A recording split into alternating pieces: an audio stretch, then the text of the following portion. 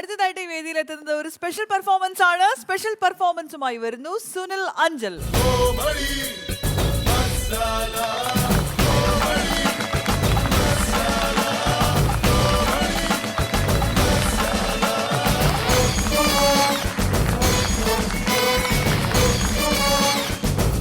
നമസ്കാരം സുനിൽ.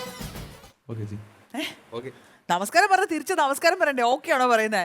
നമസ്കാരം. ഓക്കെ കൂടെ ഒന്നിച്ച്. അപ്പൊ സുനിൽ, എന്താണ് ഇന്നത്തെ സ്പെഷ്യൽ പെർഫോമൻസ്? ഞാൻ കുറെ ആർട്ടിസ്റ്റുകളുടെ ശബ്ദമാണ്. അതിൽ സാഹിത്യകാരനൊക്കെ വരും.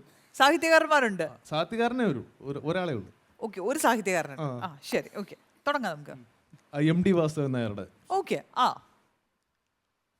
സഹൃദയരെ, എല്ലാവർക്കും വേണ്ടി നമസ്കാരം. കഥയുടെ അന്തർലീനകളിൽ നിന്ന് നമ്മൾ ഒപ്പിയെടുത്ത കാലയവനിയക്കുള്ളിൽ മറഞ്ഞുപോയ മഹാരഥന്മാരുടെ വലിയ വലിയ കഥകൾ നാലുകെട്ടും കുളവും ആഴ്ത്തറയും ഇന്ന് ഞാൻ സ്നേഹിക്കുന്നു. സഹൃദയരെ, എല്ലാവർക്കും എൻ്റെ വന്ദനം.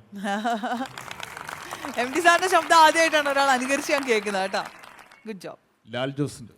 ഓക്കെ. എല്ലാവർക്കും എൻ്റെ നമസ്കാരം. അമൃത TV-യിൽ എനിക്ക് വരാൻ സാധിച്ചതിൽ വളരെ നന്ദിയുണ്ട്.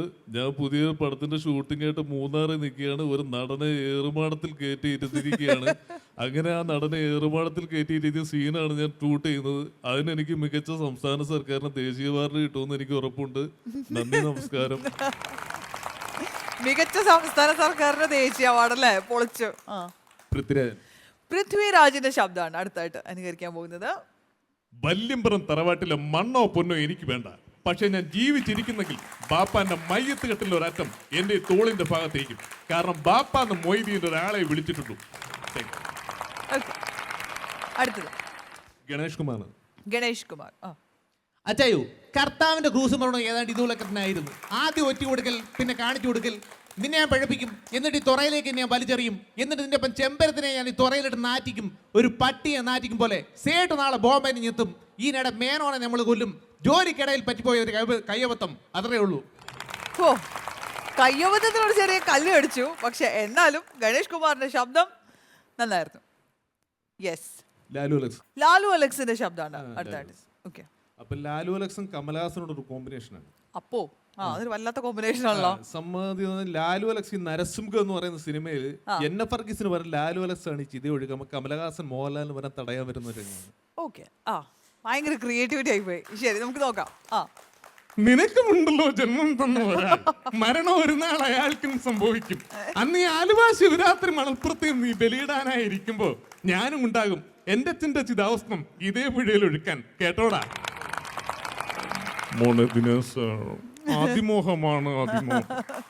എന്റെ അച്ഛൻ്റെ ചിതകത്തുന്ന കാലം വരെ നിനക്ക് ഈ ഭൂമിയിൽ ആയുസ് ഉണ്ടാകുമെന്നുള്ള മോഹം, അത് തെറ്റാണെന്ന് ബോധ്യമാകുമ്പോ നീ വാ. എന്റെ അച്ഛന്റെ കാൽ വിരൽ 1-2 നഖം നിനക്ക് ഞാൻ വെട്ടിത്തരാം. അതുകൊണ്ട് നിനക്ക് ചന്ദനമുട്ടിയിൽ വെച്ച് കത്തിച്ച് വാശി തീർക്കാം. അടിപൊളി. Very good, very good. വളരെ ഡിഫറെന്റ് ആയിട്ടുള്ളൊരു ട്രൈ ആയിരുന്നു. രാജേന്ദ്രൻ മുകേഷ്. ഓക്കെ. ഏട്ടൻ തമ്പുരാന്റെ പട്ടാഭിഷേകം നടക്കരുത്. ആദ്യം തളർത്തി, പിന്നെ വീഴ്ത്തി, ജീവനെങ്കിലും കിടന്നോട്ടെ എന്ന് കരുതിയാ ഉപദ്രവിക്കാതെ വിട്ടത്. എന്നാ പിന്നെ വരട്ടെ. നന്ദി, നമസ്കാരം. സൂപ്പർ. ഓക്കെ. എല്ലാവർക്കും അയ്യന്റെ നമസ്കാരം. നിങ്ങളുടെ എല്ലാവരും കൂടി മുഖം കാണുമ്പോൾ ഞാനൊക്കെ കോരിത്തിരിച്ചു പോവുകയാണ്. ചിറിയിൻ കീഴിലുള്ള അയ്യന്റെ കുട്ടിക്കാലം എനിക്ക് ഓർമ്മ വരുന്നു. തുമ്പിയെ പിടിക്കാനുള്ള പോക്കും രാത്രി സിനിമ കഴിഞ്ഞുള്ള പതിങ്ങുള്ള വരവും അയ്യെല്ലാം ഇന്നലെ കഴിഞ്ഞതുപോലെ. അയ്യെല്ലാവരെയും കാണാൻ കഴിഞ്ഞതിൽ എനിക്ക് ഒരുപാട് നന്ദിയുണ്ട്. നന്ദി, നമസ്കാരം. Super, super.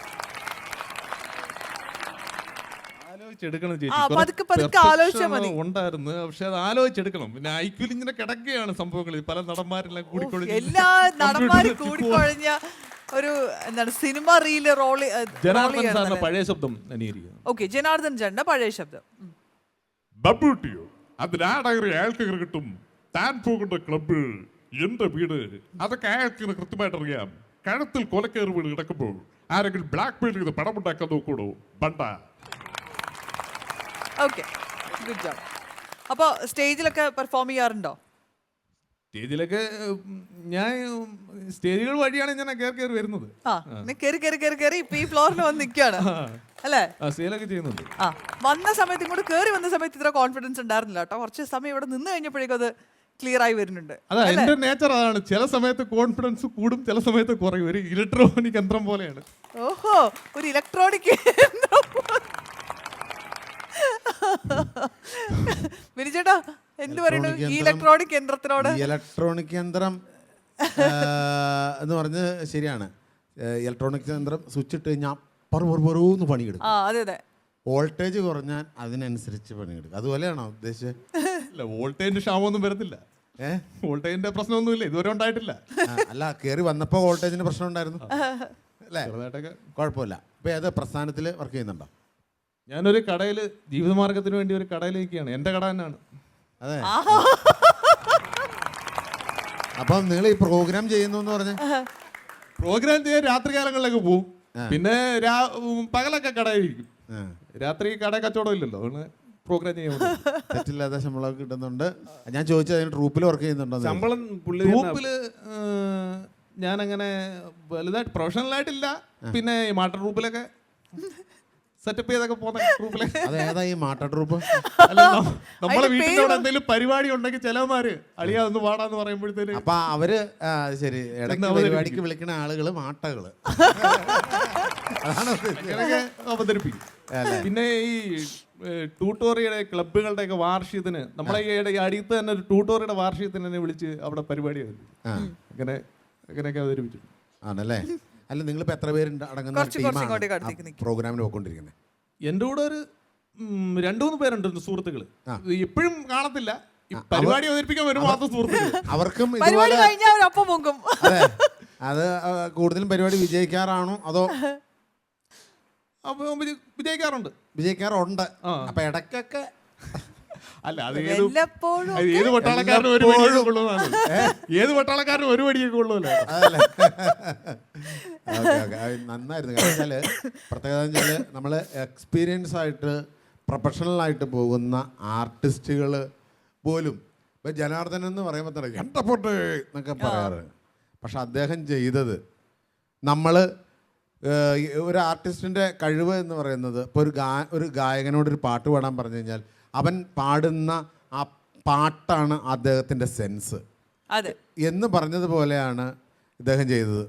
ഒരു സ്റ്റാർ എടുക്കാൻ പറഞ്ഞപ്പോൾ ജനാർദ്ദന ചേട്ടനെ എടുക്കാമെന്ന് പറയുമ്പോൾ നമ്മൾ ചിന്തിക്കുന്നത് എത്ര ഫോട്ടോ എന്ന് കേൾക്കണം. പക്ഷേ അദ്ദേഹം പറഞ്ഞത് നമ്മളെ ഏറ്റവും കൂടുതൽ മനസ്സിൽ ഇഷ്ടപ്പെട്ട് കടന്നുപോയ, കേൾക്കാൻ ആഗ്രഹിക്കുന്ന, കാണാൻ ആഗ്രഹിക്കുന്ന ഒരു സിനിമയിലെ ഏറ്റവും നല്ല ഭാഗത്തിൽ നിന്ന് എടുത്തിട്ട ഒരു ഡയലോഗാണ്. അത് ചേട്ടാ, ഞാൻ ഒബ്സർവേഷൻ ചെയ്തെന്ന് പഠിക്കുന്നതാണ്. കാരണം ഈ മിമിക്രിയിൽ ഒരു വെറൈറ്റി വേണമല്ലോ എന്ന് ചോദിച്ച് ഞാൻ എല്ലാവരും ഉപയോഗിക്കാത്ത ഡയലോഗ് അതാണ്. ഒരു ആർട്ടിസ്റ്റിൻ്റെ ഏറ്റവും വലിയ ക്വാളിറ്റിയാണ് പുതിയതിനെ കണ്ടെത്തുക. അത് ആ കാര്യത്തിൽ നിങ്ങൾ വിജയിച്ചു കഴിഞ്ഞു.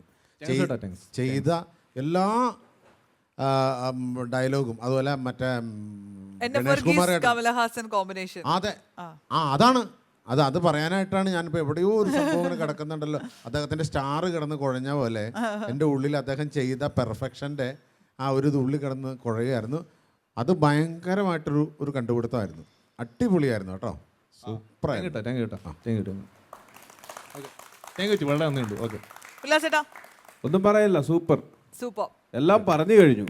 ഇവിടെ വിശദമായിട്ട് അടിമാലി പറഞ്ഞു കഴിഞ്ഞു. പിന്നെ എനിക്ക് വലിയൊരു സന്തോഷം എന്ന് പറഞ്ഞു കഴിഞ്ഞാൽ സുനിലല്ലേ, സുനിലിൻ്റെ ശബ്ദം കേട്ടപ്പോൾ ഞാനൊരു എൻ്റെ ഒരു പ്രിയപ്പെട്ട കൂട്ടുകാരൻ അരുൺ വെഞ്ഞാറമൂടിനെ ഞാൻ ഈ അവസരത്തിൽ ഓർത്തു. കാരണം കറക്റ്റ് കണ്ണടച്ചിരുന്ന അരുണ് സംസാരിക്കുന്ന പോലെ എനിക്ക് ഫീൽ ചെയ്തു. എനിക്ക് വളരെ വിഷമം ഉണ്ടാക്കി ആ ചേട്ടൻ്റെ മരണം. എനിക്ക് ഭയങ്കര ഇഷ്ടപ്പെട്ട ആർട്ടിസ്റ്റായിരുന്നു. അതെ, സംഭാഷണ ശൈലിയും ആ സൗണ്ടും ഏകദേശം അരുണിനെ ഓർമ്മിപ്പിച്ചെന്നെ. അദ്ദേഹത്തിന് ഈ സമയം ഓർക്കാൻ നല്ലൊരു കാരണമായത് വളരെ സന്തോഷം.